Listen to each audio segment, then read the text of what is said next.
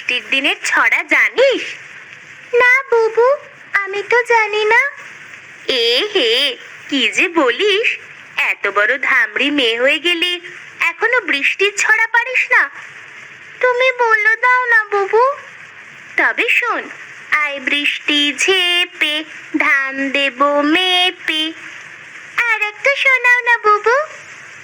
বৃষ্টি পড়ে টাপুর টুপুর, নদে এলো বান, আমাদের ছায়ার বিয়ে হবে, করব মজা ফান।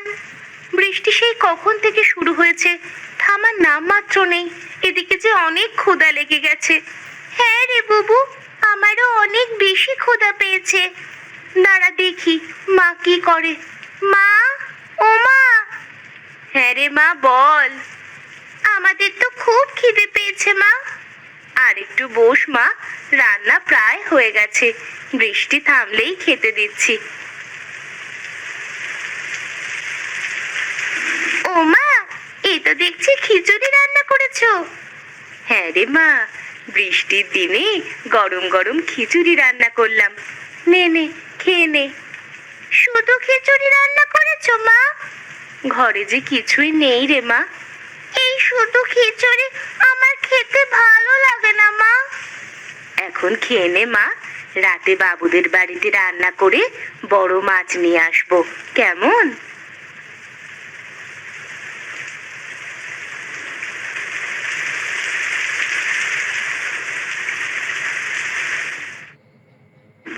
আমি চললাম রে মা, আজ অনেক রান্না করতে হবে, শহর থেকে বাবুর আত্মীয়রা আসবে।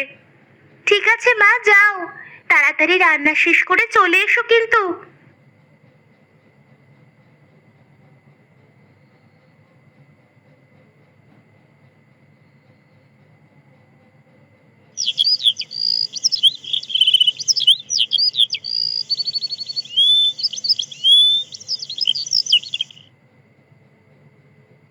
তোমার এখন আসবার সময় হলো লক্ষ্মী।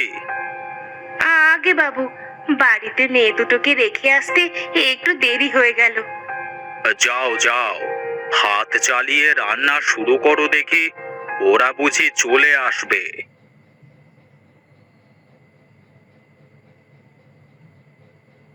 ওই দেখা যায় তাল গাছ, ওই আমাদের গা।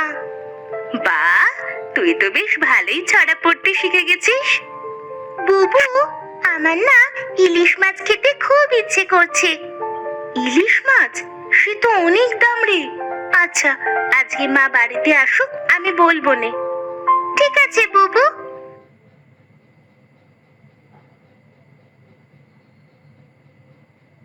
কি রে লক্ষ্মী, তোর কি রান্না শেষ হলো?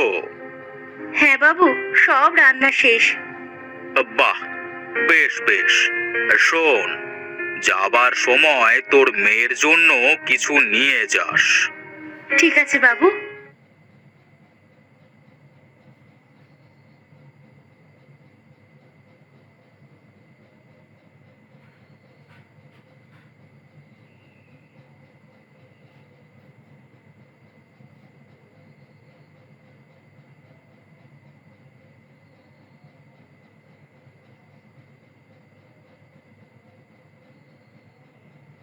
মা এসেছে, মা এসেছে। আয় মা, ঘরে চল, তোদের জন্য খাবার নিয়ে এসেছি।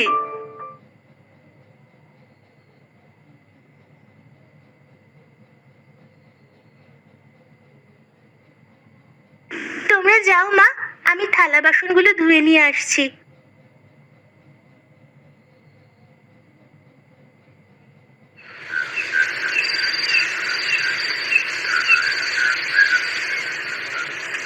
কি কত বড় মাছ মা!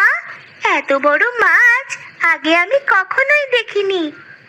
আজ বাবু শহর থেকে অনেক আত্মীয় আসবে, তাই বড় বড় মাছ রান্না করেছি। একটা কথা বলবো মা? বল মা, কি বলবি? আজকে না ছায়া ইলিশ মাছ খাওয়ার কথা বলছিল। হ্যাঁ মা, আমার না বৃষ্টির দিনে খিচুড়ির সাথে ইলিশ মাছ ভাজা খেতে মনে যাচ্ছিল। ইলিশ মাছের তো অনেক দাম রে মা। আচ্ছা, আমি বাবুকে বলে দেখবো।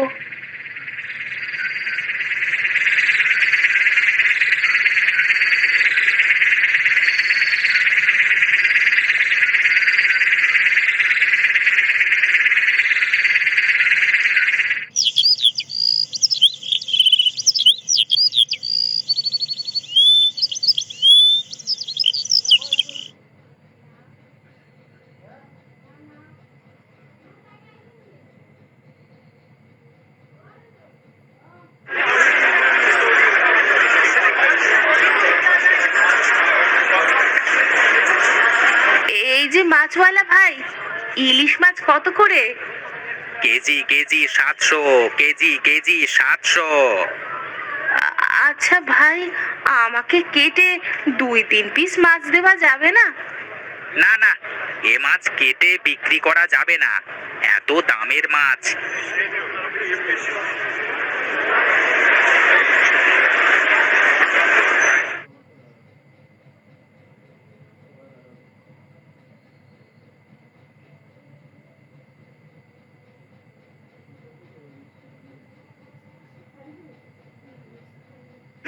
হায় রে আমার পোড়া কপাল, মেয়েটাকে একটু ভালো মন্দ খাওয়াতে পারি না, একটু ইলিশ মাছ খেতে চাইলো, তাও জোটাতে পারলাম না।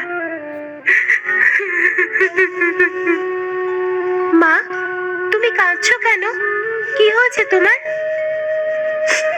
না রে মা, আমার কিছুই হয়নি। আমি দেখছি তো তোমার চোখ থেকে কেমন জল গড়ছে, চোখ দুটো লাল হয়ে আছে। ও কিছু না মা, যা তুই খেলা করকে গিয়ে। আমি জানি তুমি কি জন্য কাঁদছো।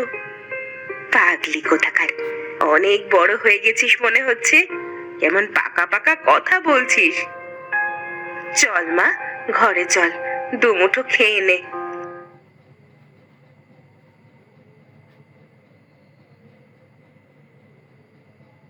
কি রে লক্ষ্মী, তোর শরীর ঠিক আছে তো? আগে কর্তা মশাই, ঠিক আছে। তোর মেয়ে ঠিক আছে তো? অনেক দিন ওকে দেখি না। মায়া, ও ভালো আছে। তা মেয়ের দিকে একটু ভালো করে খেয়াল রাখিস, মানুষের মতো মানুষ করবার চেষ্টা করিস, কেমন? গরিবের আবার সাধ্য কি বাবু মানুষের মতো মানুষ হবার? ওরে পাগলি, সবারই যে বাঁচার প্রয়োজন আছে। না বাবু, গরিবের শুধু ধুকে ধুকে মরার কথা। কান্না করিস নে পাগলি, তোর কিছু লাগলে তুই শুধু আমাকে বলবি, কেমন? কি আর বলবো কর্তা মশাই, মেয়ে শুধু একটু ইলিশ মাছ খেতে চেয়েছিল, তাও জোটাতে পারিনি। তা আমাকে বলতিস একবার। যা, তাড়াতাড়ি তোর কাজ শেষ কর।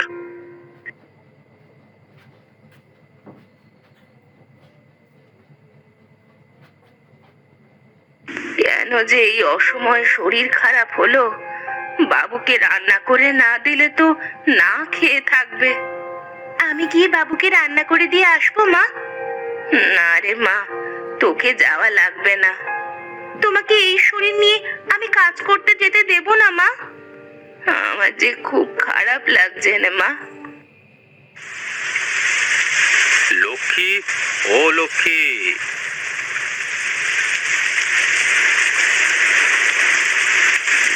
কি বাবু, আপনি আমাদের বাড়িতে? আসুন, ওপরে উঠে আসুন। কত বড় ইলিশ মাছ! এই নাও লক্ষ্মী, ইলিশ দুটো রাখো, রান্না করে মেয়েদের সাথে নিয়ে খেও। এই এত বড় বড় মাছ বাবু? তুমি তো আর আমার জন্য রাঁধতে যেতে পারছো না। এই মাছ যদি আমি এখন বাড়িতে নিয়ে যাই তাহলে তো পচে যাবে। সেটা তো ঠিকই বলেছেন বাবু।